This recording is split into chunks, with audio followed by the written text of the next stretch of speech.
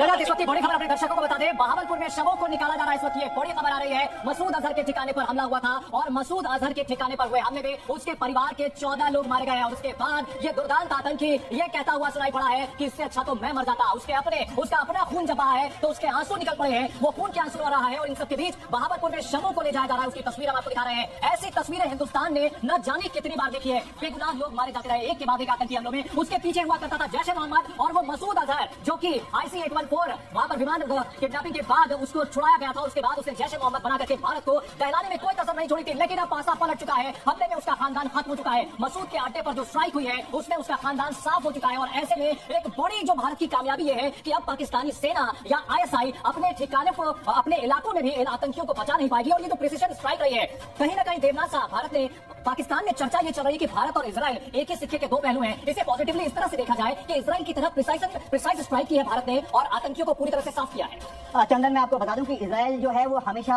हमारे साथ रहा है, भारतीय फौज को ट्रेन करता रहा है। ऐसा हम मान लेते हैं, ओपन सोर्स है। सबसे बड़ी बात है कि ये जो स्ट्राइक हुई है इसमें जो इंटेलिजेंस है ये हमने इजराइल की मदद से एक्वायर की है। इजराइल हमें इस तरह की इलेक्ट्रॉनिक वॉरफेयर सेट देता रहा है जिसमें कि हम आतंकियों के जो अड्डे हैं, उनके कम्युनिकेशन है, उनको मॉनिटर कर सकते हैं। तो उनकी डायरेक्शनल फाइंडिंग भी कर सकते हैं। यानी अगर एक कोई आतंकी बात कर रहा है तो हम लेफ्ट राइट ग्रिड से प्लॉट करके पता कर सकते हैं कि वो कहां पर है, किस जगह से बात कर रहा है। सबसे बड़ी बात है कि अगर इनके पास ऐसे सेट है चाइनीज सेट जो कि फ्रीक्वेंसी ये दो तस्वीरें हैं। इन तस्वीरों पर अगर हम बात करें, एक तो मसूद के अड्डे को बर्बाद कर दिया गया, बाएं तरफ दर्शक की तस्वीर देख रहे हैं, दाहिनी तरफ देखिए 14 लोग उसके परिवार के खानदान के खत्म हुए हैं। भाई खत्म हो गया, बहन खत्म हो गई, पत्नी खत्म हो गई, और वो कह रहा है कि इससे अच्छा होता कि मैं मर जाता। आपको याद होगा रऊफ अजहर जिसका भाई है, जब मसूद अजहर कुछ दिनों के लिए खामोश था, शांत था, तो यही जहर उगलता था। रऊफ अजहर ही जहर उगलता था, उसका भाई वो खत्म हुआ है। जनाजा उठ रहा आएगा मसूद अजहर उसको दफनाने के लिए अपने परिवार को, वो तो भागेगा।